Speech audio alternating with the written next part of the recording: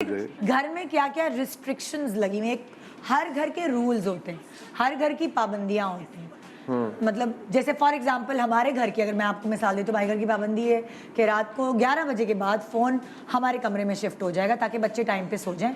Number 1। Number 2 जो है वो हमसे पूछे बगैर कहीं नहीं जाना, हमसे इजाज़त लेनी है और फिर जाना। अच्छा जी मैं कॉलेज से या स्कूल से मैं दोस्त के घर जा रहा हूँ या जा रही हूँ। सो वो कुछ रूल्स हैं। खाना दूध के इतने ग्लास पीने हैं, खाना ये वाला खाना, ये नहीं खाना, बाहर से अब खाना। सो कुछ रूल्स हमारे घर के सेट हुए हैं। आपके घर की लिस्ट में क्या है? पहले ये रूल्स होते थे, जैसे आप तो फिर कह रही हैं 11 बजे फ़ोन आ जाएगा। हमारा तो था कि रात 9 बजे बस फ़ोन हाँ है ही नहीं कोई चीज़, हमें सोना था बस, क्योंकि सुबह स्कूल के लिए उठना पड़ता था। बस जैसे जैसे एज होती गई वो 9 से 10 हुआ, 10 से 11, 11 से 12 और अब क्रॉस कर गए। फ़ोन का तो एक रूल तो हो गया फ़ोन का। और कौन से रूल्स थे?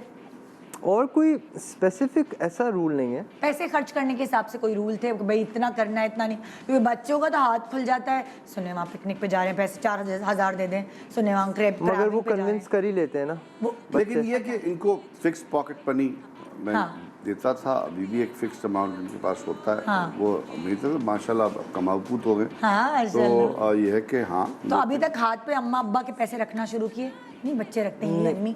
मैं अभी भी ले लेता हूँ। मैंने इनसे ये कहा था कि तुम बस अपनी अम्मा को दे दिया और बरकत उसमें आ जाएगी। वैसे कोई ऐसा सच हमारे रिस्ट्रिक्शंस कुछ डूज एंड डोंट्स हैं वो हम सब फॉलो, बिकॉज हम उसी में ग्रो अप किए ना सारे। तो it comes as a second nature. उसमें कोई अपने ऊपर जबर नहीं करना पड़ता। जो भी हमारे यहाँ कोई इतनी हमारा बहुत चिल्ड माहौल, चिलैक्स माहौल। हाँ, लेकिन जिस चीज में हम हैं वो हैं, वो चीज नहीं होगी। बड़ों का एहतराम, इज्जत, खाला को फोन कर लो, नानी को कर लो, रख रखाव। हाँ, वो पप्पो की तबीयत ठीक नहीं है, कॉल किया, मैसेज किया, क्योंकि बच्चे थोड़े लाओबाली होते हैं इन चीजों में। लेकिन वो हमारा काम है ना, तरबियत देना जरूरी है करना।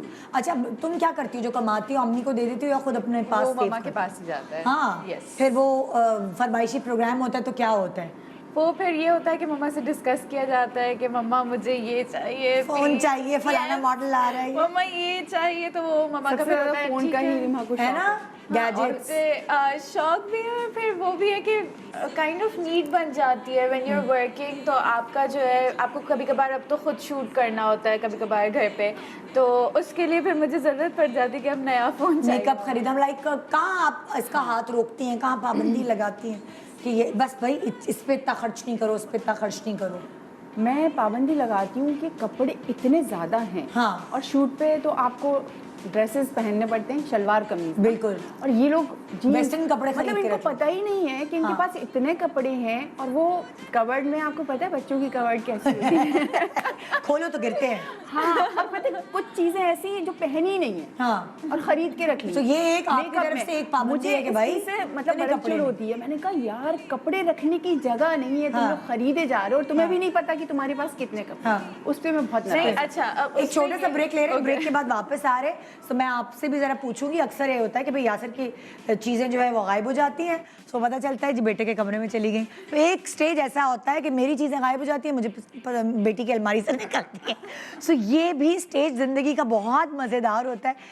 Subscribe and press the bell icon to watch the latest dramas.